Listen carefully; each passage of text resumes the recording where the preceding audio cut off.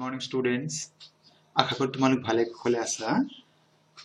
আজি আমি এই ভিডিওটিত নৱম শ্ৰেণীৰ সমাজ বিজ্ঞানৰ ইতিহাস খণ্ডৰ প্ৰথম অধ্যায় ভাৰতবৰ্ষলৈ ইউৰোপীয়সকলৰ আগমন এই পাঠটিৰ পাঠভিত্তিক প্ৰশ্ন আৰু অতিৰিক্ত প্ৰশ্ন উত্তৰসমূহ আলোচনা কৰিম। এই ভিডিওটি তোমালোকে প্ৰথমৰ পৰা শেষলৈ চাবা। নিশ্চয় পাঠভিত্তিক প্ৰতিটি প্ৰশ্নৰ উত্তৰ তোমালোকে পাবা আৰু এই পাঠটি বুজি পোৱাত নিশ্চয় সহায়ক হ'ব। মৰমৰ ছাত্ৰ-ছাত্ৰীসকল, তোমালোকে মোৰ ইউটিউব চেনেল নুৰুল আলম নাজু চাই আছা। যদিহে তোমালোকে প্ৰথমবাৰৰ বাবে ভিডিওটি চাই আছা তেন্তে তোমালোকে মোৰ চেনেলটি সাবস্ক্ৰাইব কৰি ল'বা আৰু তোমালোকে লাইক, কমেন্ট আৰু শ্বেয়াৰ কৰিবা। আৰু যদিহে তোমালোকৰ এই পাঠটিত কিবা বুজি পোৱাত অসুবিধা হৈছে তোমালোকে মোৰ ইউটিউবৰ কমেন্ট বক্সত তোমালোকে নিশ্চয় জনাব পাৰিবা। আহাচোন বাৰু এই পাঠটিৰ লগত জড়িত প্ৰথমতে আমি পাঠভিত্তিক প্ৰশ্ন উত্তৰসমূহ জানি লওঁ আৰু পৰৱৰ্তী খণ্ডত আমি এই পাঠৰ অতিৰিক্ত কিছু প্ৰশ্ন আমি জানি লওঁ। ইয়াৰ পাঠভিত্তিক প্ৰশ্ন উত্তৰসমূহ এনেকুৱা। অতি চমু আৰু চমুত্তৰ প্ৰশ্ন। প্ৰথম প্ৰশ্নটি আছে, ভাৰত আৰু পাশ্চাত্যৰ মাজত সাগৰীয় পথ আৱিষ্কাৰ কৰা প্ৰথম পৰ্তুগীজ নাবিকজন কোন? তেওঁ কেতিয়া আৰু ভাৰতৰ ক'ত পোনপ্ৰথমে উপস্থিত হৈছিল? উত্তৰটি হৈছে পৰ্তুগীজ নাবিকজনৰ নাম আছিল ভাস্কো দা গামা। তেওঁ 1498 খ্ৰীষ্টাব্দত দক্ষিণ ভাৰতৰ কালিকট বন্দৰত উপস্থিত হৈছিল। দ্বিতীয় প্ৰশ্ন, জলপথেৰে পৃথিৱী প্ৰদক্ষিণ কৰিবলৈ সক্ষম হোৱা ইংৰাজ নাবিকজন কোন আছিল? উত্তৰটি হৈছে জলপথেৰে পৃথিৱী প্ৰদক্ষিণ কৰিবলৈ সক্ষম হোৱা ইংৰাজ নাবিকজনৰ নাম আছিল ফ্ৰান্সিছ ডেক। পৰৱৰ্তী প্ৰশ্ন, ভাৰত ভূমিত পোনপ্ৰথমে কোন ইংৰাজ নাবিকে অনুমতি পত্ৰ লৈ কেতিয়া প্ৰৱেশ কৰিছিল? উত্তৰটি হৈছে ভাৰত ভূমিত পোনপ্ৰথমে জন মিলডেন হল নামৰ ইংৰাজ নাবিকে অনুমতি পত্ৰ লৈ 1599 খ্ৰীষ্টাব্দত প্ৰৱেশ কৰিছিল। পৰৱৰ্তী প্ৰশ্ন, ইংলিছ ইষ্ট ইণ্ডিয়া কোম্পানী কেতিয়া গঠন হৈছিল? উত্তৰটি হৈছে 1600 খ্ৰীষ্টাব্দত লণ্ডনত ইংলিছ ইষ্ট ইণ্ডিয়া কোম্পানী গঠন হৈছিল। পৰৱৰ্তী প্ৰশ্ন, ইষ্ট ইণ্ডিয়া কোম্পানীৰ ভাৰতত থিতাপি লোৱাৰ দুটা উদ্দেশ্য লিখা। ইষ্ট ইণ্ডিয়া কোম্পানীৰ ভাৰতত থিতাপি লোৱাৰ দুটা উদ্দেশ্য আছিল ভাৰতৰ সৈতে বেহা বেপাৰ কৰা আৰু দ্বিতীয়টি হৈছে ভাৰতত ইংৰাজ শাসন প্ৰতিষ্ঠা কৰা। পৰৱৰ্তী প্ৰশ্ন, ইংৰাজৰ প্ৰথম বাণিজ্য কেন্দ্ৰটো ভাৰতৰ ক'ত কেতিয়া স্থাপিত হৈছিল? উত্তৰটি হৈছে 1611 খ্ৰীষ্টাব্দত মছলিপট্টমত ইংৰাজৰ প্ৰথম বাণিজ্য কেন্দ্ৰটো স্থাপিত হৈছিল। পৰৱৰ্তী প্ৰশ্ন, ফৰ্ট উইলিয়াম কি? উত্তৰটি হৈছে ফৰ্ট উইলিয়াম হ'ল ইংলেণ্ডৰ ৰজা তৃতীয় উইলিয়ামৰ সন্মানাৰ্থে স্থাপন কৰা কলিকতা বাণিজ্য কেন্দ্ৰটোৰ নাম। পৰৱৰ্তী প্ৰশ্ন, পৰাধীন ভাৰতৰ ব্ৰিটিছ শাসনৰ সময়ছোৱাক কোন দুটা মূল ভাগত ভগাব পাৰি সময় উল্লেখ কৰি লিখা? উত্তৰটি হৈছে পৰাধীন ভাৰতৰ ব্ৰিটিছ শাসনৰ সময়ছোৱাক দুটা মূল ভাগত ভগাব পাৰি। প্ৰথমটি হৈছে মোগল সাম্ৰাজ্যৰ পতনৰ পৰা আৰম্ভ কৰি 1857 চনৰ চিপাহী বিদ্ৰোহলৈকে আৰু দ্বিতীয়টি হৈছে 1858 চনৰ পৰা 1947 চনৰ ভাৰতীয় হাতত ক্ষমতা হস্তান্তৰলৈকে। পৰৱৰ্তী প্ৰশ্ন, ভাৰত চৰকাৰ আইন কোনে কেতিয়া কি উদ্দেশ্যত প্ৰণয়ন কৰিছিল? উত্তৰটি হৈছে ব্ৰিটিছ সংসদে 1858 চনৰ 2 আগষ্ট তাৰিখত ভাৰত চৰকাৰ আইন প্ৰণয়ন কৰিছিল। এই আইনে ইংলেণ্ডৰ চৰকাৰক পোনপটীয়াকৈ ভাৰত শাসন কৰাৰ ক্ষমতা দিছিল। পৰৱৰ্তী প্ৰশ্ন, ভাৰতীয় পৰিষদ আইন কেতিয়া আৰু কি উদ্দেশ্যত প্ৰণয়ন কৰা হৈছিল? উত্তৰটি হৈছে 1861 চনত ভাৰতীয় পৰিষদ আইন প্ৰণয়ন কৰা হৈছিল। এই আইনৰ জৰিয়তে ভাৰতবৰ্ষৰ আধুনিক প্ৰশাসনৰ ইতিহাসত প্ৰথমবাৰৰ বাবে দেশীয় প্ৰতিনিধিৰ শুভাৰম্ভ হৈছিল। এতিয়া আছে চমু বা দীঘল উত্তৰৰ প্ৰশ্ন। প্ৰথম প্ৰশ্নটি হৈছে ইংৰাজে ভাৰতৰ লগত বাণিজ্য চুক্তি কৰিবলৈ কৰা প্ৰচেষ্টা কেতিয়া সম্পূৰ্ণ হৈছিল? তাৰ পদক্ষেপসমূহ সংক্ষেপে লিখা। উত্তৰটি হৈছে ইংৰাজে ভাৰতৰ লগত বাণিজ্যিক চুক্তি কৰিবলৈ কৰা প্ৰচেষ্টাসমূহ 1715 চনত সম্পূৰ্ণ হয়। তাৰ প্ৰথম পদক্ষেপসমূহ উল্লেখ কৰা আছে ইয়াতে। বাণিজ্যিক সুবিধা লাভ কৰাৰ উদ্দেশ্যে 1599 চনত জন মিলডেন হল নামৰ ইংৰাজ নাবিক এজনে ৰাণী এলিজাবেথৰ পৰা এখন অনুৰোধ পত্ৰ লৈ পোনপ্ৰথমবাৰৰ বাবে ভাৰত ভূমিত প্ৰৱেশ কৰিছিল। প্ৰাচ্যৰ সৈতে বেহা বেপাৰ কৰাৰ উদ্দেশ্যে 1600 খ্ৰীষ্টাব্দত ইংৰাজ সদাগৰসকলে লণ্ডনত ইংলিছ ইষ্ট ইণ্ডিয়া কোম্পানী গঠন কৰিছিল। ইংলেণ্ডৰ ৰাণীয়ে এই কোম্পানীক 15 বছৰৰ বাবে বেহা বেপাৰৰ অনুমতি প্ৰদান কৰিছিল। 1608 খ্ৰীষ্টাব্দত ইংলেণ্ডৰ ৰজা প্ৰথম জেমছে ভাৰতৰ সৈতে বেহা বেপাৰ কৰাৰ উদ্দেশ্যে কেপ্টেইন হকিন্স নামৰ ব্ৰিটিছ সদাগৰৰ যোগেদি মোগল সম্ৰাট জাহাংগীৰলৈ এখন আবেদন পত্ৰ প্ৰেৰণ কৰিছিল। 1615 খ্ৰীষ্টাব্দত ইংলেণ্ডৰ ৰজা প্ৰথম জেমছে ছাৰ টমাছ ৰ নামৰ আন এজন ইংৰাজক পুনৰ জাহাংগীৰৰ ওচৰলৈ প্ৰেৰণ কৰিছিল। 1715 খ্ৰীষ্টাব্দত ইংৰাজ লোকৰ এটা সজাতি দলে মোগল সম্ৰাট ফাৰুক ছিয়াৰক সাক্ষাৎ কৰি পুনৰ বাণিজ্যিক চুক্তিৰ প্ৰস্তাৱ আগবঢ়াইছিল। এই দলটোৰ প্ৰতি সম্ৰাটে সদয় ভাৱ দেখুৱাইছিল। এই সুযোগতে সম্ৰাটৰ পৰা ইংৰাজ সদাগৰসকলে 3খন ফৰমান আদায় কৰে আৰু ইষ্ট ইণ্ডিয়া কোম্পানীয়ে সমগ্ৰ ভাৰতত নিৰ্বিঘ্নে বেহা বেপাৰ কৰাৰ ৰাজকীয় অনুমতি লাভ কৰে। পৰৱৰ্তী প্ৰশ্ন, ইষ্ট ইণ্ডিয়া কোম্পানীয়ে কেনেকৈ ভাৰতৰ 3টা মূল স্থানত বাণিজ্য কেন্দ্ৰ স্থাপন কৰিছিল তাৰ মূল কৌশল সম্পৰ্কে লিখা। ইষ্ট ইণ্ডিয়া কোম্পানীয়ে 1611 খ্ৰীষ্টাব্দত গোলকণ্ডা ৰাজ্যৰ চুলতানৰ পৰা অনুমতি লৈ মছলিপট্টমত এটা বাণিজ্য কেন্দ্ৰ স্থাপন কৰিছিল আৰু এইটোৱেই তেওঁলোকৰ প্ৰথম বাণিজ্য কেন্দ্ৰ। ইংলেণ্ডৰ ৰজা দ্বিতীয় চাৰ্লছে 1611 খ্ৰীষ্টাব্দত পৰ্তুগীজ ৰাজকন্যা কেথৰিনক বিয়া কৰাই যৌতুক হিচাপে বোম্বাই, বৰ্তমানৰ মুম্বাই চহৰ লাভ কৰিছিল। ৰজা চাৰ্লছে 1668 খ্ৰীষ্টাব্দত 50,000 পাউণ্ড ঋণৰ বিনিময়ত মুম্বাই ইংৰাজ কোম্পানীক হস্তান্তৰ কৰিছিল। 1690 খ্ৰীষ্টাব্দত জব চাৰ্ণ নামৰ এজন বিষয়াই বংগৰ নৱাবৰ লগত এখন চুক্তিৰ যোগেদি 1200 টকাৰ বিনিময়ত কালীঘাট, চুটানুটি আৰু গোবিন্দপুৰ নামৰ 3খন গাঁৱৰ জমিদাৰ স্বত্ব কোম্পানীয়ে লাভ কৰি ইয়াত এটা বাণিজ্য কেন্দ্ৰ স্থাপন কৰিছিল। এই 3খন ঠাই পৰৱৰ্তী কালত কলিকতা নগৰলৈ ৰূপান্তৰিত হৈছিল। পৰৱৰ্তী প্ৰশ্ন, ভাৰতত ব্ৰিটিছ সাম্ৰাজ্যবাদৰ প্ৰতিষ্ঠাৰ পথ সুগম কৰি তোলা ইংৰাজ ইষ্ট ইণ্ডিয়া কোম্পানীৰ আটাইতকৈ উল্লেখযোগ্য ব্যক্তিজন কোন? তেওঁ কি কি কৌশলেৰে ব্ৰিটিছ সাম্ৰাজ্যৰ লাইখুটা স্থাপন কৰিছিল? 4টা যুক্তিৰে লিখা। ভাৰতত ব্ৰিটিছ সাম্ৰাজ্যবাদ প্ৰতিষ্ঠাৰ পথ সুগম কৰি তোলা ইষ্ট ইণ্ডিয়া কোম্পানীৰ আটাইতকৈ উল্লেখযোগ্য ব্যক্তিজন আছিল ৰবাৰ্ট ক্লাইভ। তেওঁৰ কৌশলসমূহ আছিল, তেওঁ নিজৰ কোম্পানীৰ স্বাৰ্থত আনবোৰ বিদেশী ইউৰোপীয়ান কোম্পানীক ভাৰতৰ পৰা বহিষ্কাৰ কৰাৰ আঁচনি লৈছিল। তেওঁ যুদ্ধ বা মিত্ৰতাৰ পাখেৰে দেশীয় ৰজাসকলক কোম্পানীৰ ফলীয়া কৰিবলৈ চেষ্টা চলাইছিল।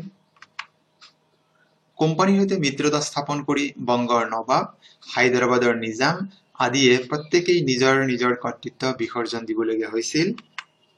আৰু 1757 চনৰ পলাচী যুদ্ধত চিৰাজউদ্দৌলাক চল চাতুৰিৰে পৰাস্ত কৰি ব্ৰিটিছ সাম্ৰাজ্যৰ লাইখুটা স্থাপন কৰি ব্ৰিটিছ সাম্ৰাজ্যবাদৰ প্ৰতিষ্ঠাৰ পথ মুকলি কৰি তুলিছিল। পৰৱৰ্তী প্ৰশ্ন, চিপাহী বিদ্ৰোহ সৃষ্টিৰ কাৰণবোৰ লিখা। উত্তৰটি হৈছে লৰ্ড ডেলহাউছে প্ৰৱৰ্তন কৰা স্বত্ব বিলোপ নীতিৰ দ্বাৰা দেশীয় ৰাজ্য কেইবাখনৰ স্বাধীনতা, পদবী আৰু অন্যান্য সা সুবিধা কৰ্তন কৰিছিল। ইয়ে দেশীয় শাসকসকলৰ মনত ইংৰাজসকলৰ প্ৰতি ক্ষুব্ধ কৰি তুলিছিল। ইংৰাজসকলে বৰ কৌশলেৰে অৰ্থনীতি শোষণ কৰাৰ ফলত দেশীয় কুটিৰ শিল্প বাৰুকৈয়ে ক্ষতিগ্ৰস্ত হৈছিল। কোম্পানীয়ে ভাৰতৰ সমাজত প্ৰচলিত সতীদাহ প্ৰথা, বাল্য বিবাহ আদিৰ বিৰোধিতা কৰিছিল, লগতে স্ত্ৰী শিক্ষাৰ প্ৰসাৰ আৰু বিধৱা বিবাহৰ সমৰ্থন কৰিছিল। ৰক্ষণশীল ভাৰতীয়সকলে এইবোৰৰ আঁৰত ইংৰাজৰ কিবা অভিসন্ধি আছে বুলি সন্দেহ কৰিছিল। ন্যায় বিচাৰৰ ক্ষেত্ৰত বৰ্ণ বৈষম্যৰ প্ৰশ্ৰয় দিয়াৰ বাবেও ভাৰতীয়সকলৰ মনত ব্ৰিটিছ বিৰোধী মনোভাৱ গঢ়ি উঠিছিল। কোম্পানীয়ে ভাৰতীয় আৰু ইংৰাজ চিপাহীৰ মাজত বৈষম্যৰ সৃষ্টি কৰিছিল। একে পদবীৰ ইংৰাজ সৈন্যসকলে বহুত সা সুবিধা লাভ কৰাৰ বিপৰীতে ভাৰতীয় সৈন্যসকলে ন্যূনতম সা সুবিধাহে লাভ কৰিছিল। চিপাহী বিদ্ৰোহৰ তাৎক্ষণিক কাৰণটো আছিল এনফিল্ড ৰাইফলৰ ব্যৱহাৰ। এই ৰাইফলত ব্যৱহৃত কাৰ্টিজৰ আৱৰণটোত গৰু আৰু গাহৰিৰ চৰ্বি মিহলি আছে বুলি সেই সময়ত এটা প্ৰচাৰ চলিছিল। এই আৱৰণটো মুখেৰে কামুৰিবলৈ হিন্দু আৰু মুছলমান সৈন্যসকলে অস্বীকাৰ কৰিছিল। এইদৰে তেওঁলোকে ইংৰাজৰ বিৰুদ্ধে বিদ্ৰোহৰ সূচনা কৰিছিল। পৰৱৰ্তী প্ৰশ্ন, চিপাহী বিদ্ৰোহৰ 4টা উল্লেখযোগ্য ফলাফল উল্লেখ কৰা। চিপাহী বিদ্ৰোহৰ 4টা উল্লেখযোগ্য ফলাফল হ'ল ভাৰতত ইষ্ট ইণ্ডিয়া কোম্পানীৰ শাসনৰ অন্ত পৰে আৰু ভাৰতৰ শাসনভাৰ ব্ৰিটিছ চৰকাৰৰ হাতলৈ যায়। দ্বিতীয়, ব্ৰিটিছ চৰকাৰে এই কথা উপলব্ধি কৰিছিল যে স্থানীয় শাসনৰ বিৰুদ্ধে কোনো শোষণমূলক পদক্ষেপ লোৱাটো সমীচীন নহ'ব।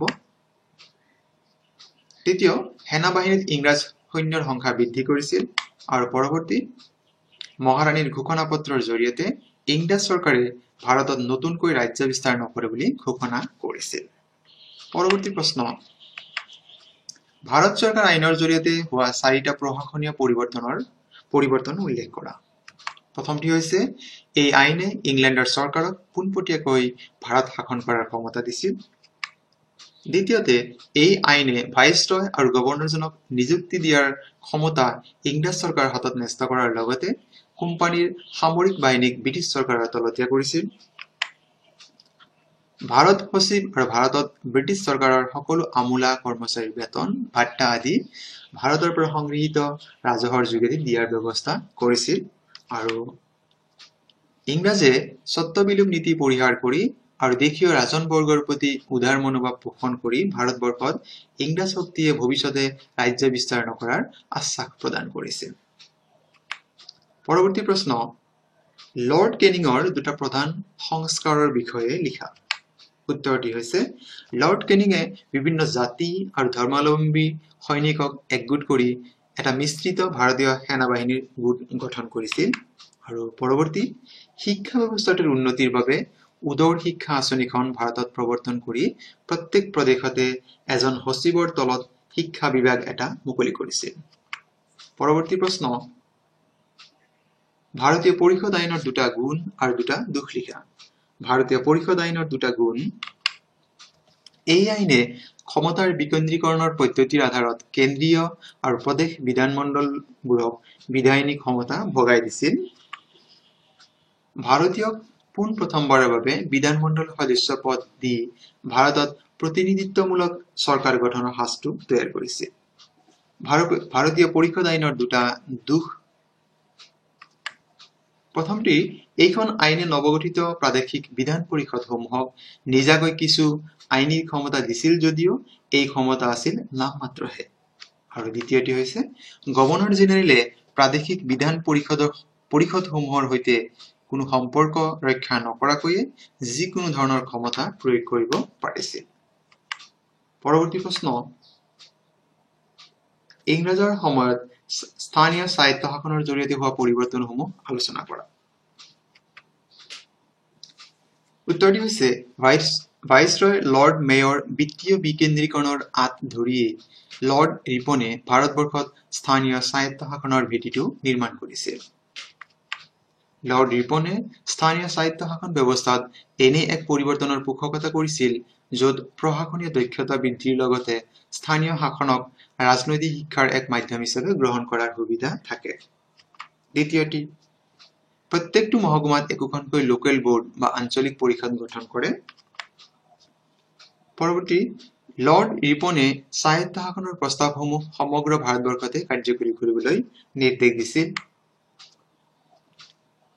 পৰৱৰ্তী, গ্ৰামাঞ্চলৰ দৰে 1882 খ্ৰীষ্টাব্দৰ স্থানীয় স্বায়ত্ত শাসন প্ৰস্তাৱ মৰ্মে নগৰীয়া এলেকাসমূহত নগৰপালিকা আৰু পৌৰসভা গঠন কৰে।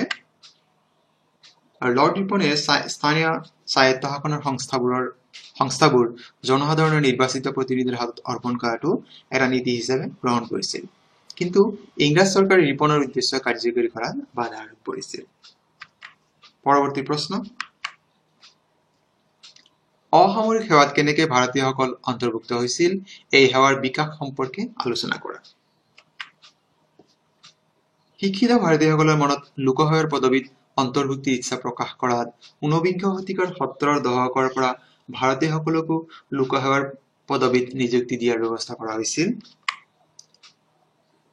1833 খ্ৰীষ্টাব্দৰ চনদে ভাৰতীয় লোকক শাসনৰ উচ্চ পদবীত মকৰল কৰাৰ ক্ষেত্ৰত সন্মতি জনাইছিল। ভাৰতীয় ব্যক্তিৰ বাবে 1833 খ্ৰীষ্টাব্দত ডেপুটি মেজিষ্ট্ৰেট আৰু 1834 খ্ৰীষ্টাব্দত ডেপুটি কালেক্টৰ নামৰ দুটা পদবীৰ ব্যৱস্থা কৰিছিল।